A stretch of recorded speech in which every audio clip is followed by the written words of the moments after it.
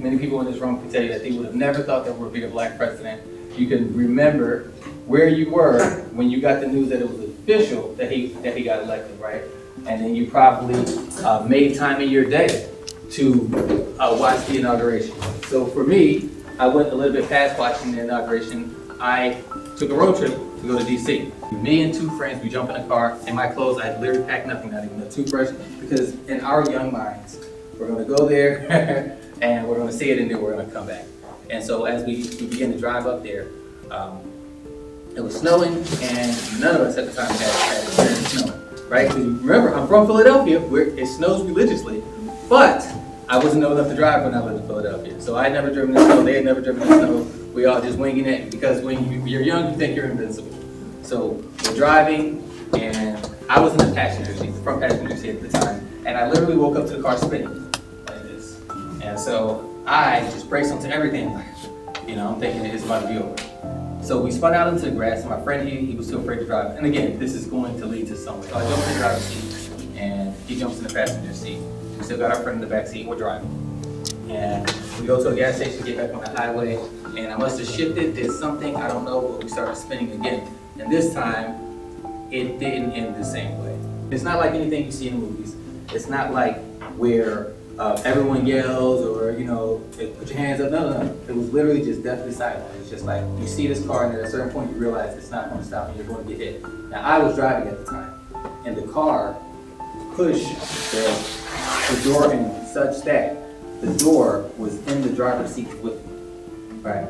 And I want to show you this so that it kind of makes sense. I don't remember much after impact, because I said most of that is what they told me happened.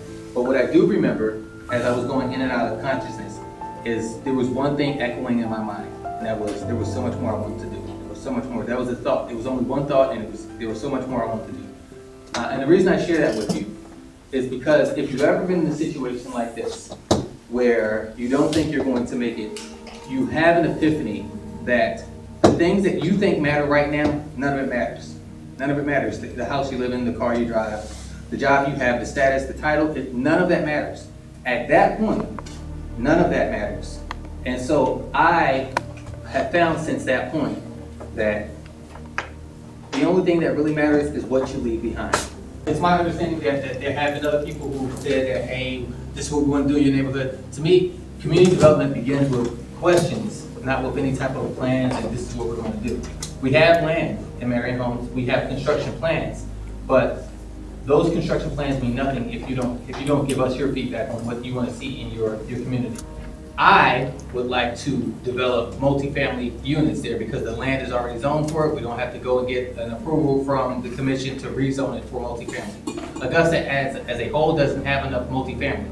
What we're looking to build is a small duplex. Its total square footage is only 1648, 824 on each side, and it's a 2-bedroom, 2-bath on each side. It's just a small unit, and just really testing the market. Buying property is relatively the same. It's been the same process for forever as far as buying property. Then now that hasn't changed. What has changed is attracting high income earners back to our communities.